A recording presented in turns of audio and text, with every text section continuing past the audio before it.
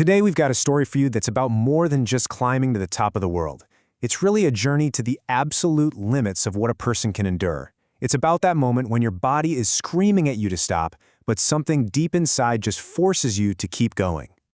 So to really wrap our heads around the scale of this thing, let's start with a number. 2,700 feet. That is the insane height of the Burj Khalifa, the tallest structure humans have ever built on this planet. So, let me just ask you. Picture yourself standing at the bottom, looking all the way up at that tiny little spire poking into the clouds. Would you even want to climb to the very, very top of that? Well, for the person in our story today, this wasn't just some hypothetical question. Nope, it was a real mission, and it was a seriously daunting one. The goal itself sounds simple, but it is just monumental. The plan was to reach the absolute peak. And look, we're not talking about the observation deck, where all the tourists go. We are talking about the very antenna spire at the tippy top of the building. So the journey up was really split into two completely different parts. First, you've got the easy bit, which is kind of deceptive, a super fast elevator ride 160 floors straight up. But that's where the easy part ends, and the real challenge kicks in, a grueling 900-foot vertical climb up this narrow winding staircase.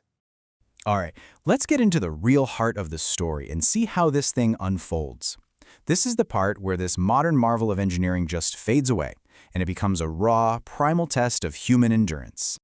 And you know, almost immediately, the reality of what he's doing just hits him like a ton of bricks. Any confidence he had starts to fade, and it's replaced by this shocking realization of just how physically brutal this climb is going to be.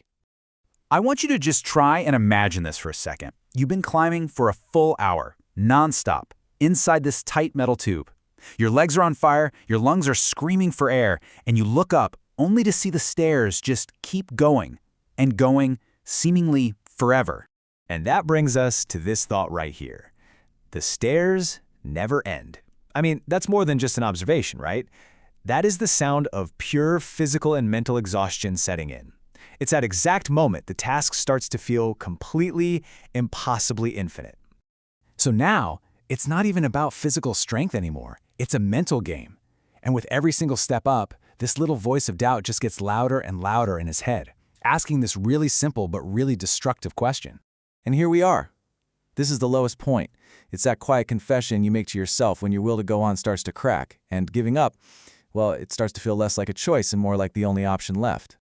But then, right in that moment of almost giving up, something shifts. He remembers why he's doing this in the first place. The motivation wasn't just to climb a bunch of stairs. It was to join this incredibly small group of people, to do something almost no one else ever has. And just like that, the doubt is gone, replaced by pure resolve. Suddenly, the thought of turning back, of failing after getting this far, becomes way more painful than the actual climb itself. The decision is made. There's only one way to go, and that's up. And that resolve, that decision, to just push through the pain and the doubt, it absolutely paid off. We've arrived at the climax of the story. 3 little words, but man, they carry the entire weight of the struggle, don't they? It's this quiet, simple statement of victory. That final breath out after an unbelievable ordeal. The climb is finally over. And that's when the wave of emotion just crashes over him, that first shock and just total disbelief, the sheer madness of it all. Standing on a tiny little platform half a mile up in the sky, literally looking down on the world. But here's the thing. The feeling isn't just pure happiness. It's this complicated cocktail of emotions. Yeah, on one hand, you have this incredible, overwhelming sense of triumph. But on the other hand, there's this raw, paralyzing fear. The excitement of what he's accomplished is all mixed up with the terrifying reality of just how high up he is. So, what is the real takeaway from an experience like this? I mean, the physical journey is done, but the internal one, that's really just getting started. What do you learn about yourself when you're standing on the edge of the world? And this is where he reveals something that just changes everything. The entire ordeal we just walked through, the brutal climb, the moment on that tiny platform, was done by someone who is profoundly, deeply scared of heights. And that single fact, it just reframes the entire story.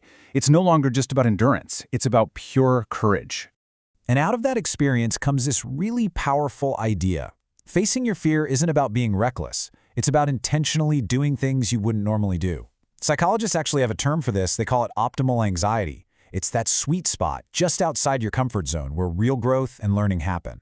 It's in that discomfort that you don't just find enjoyment, you actually discover who you truly are. And this is the part where the story really turns to us, to you and me. He's sharing this incredibly intense personal journey, not just for the thrill of it, but to inspire us to find our own version of that 900-foot staircase. So, we end up right back where we started, with a question. This story proves that our biggest fears often hide our greatest moments of growth. So the only thing left to ask is, what's waiting for you on the other side of your comfort zone? And what version of yourself is over there waiting to meet you?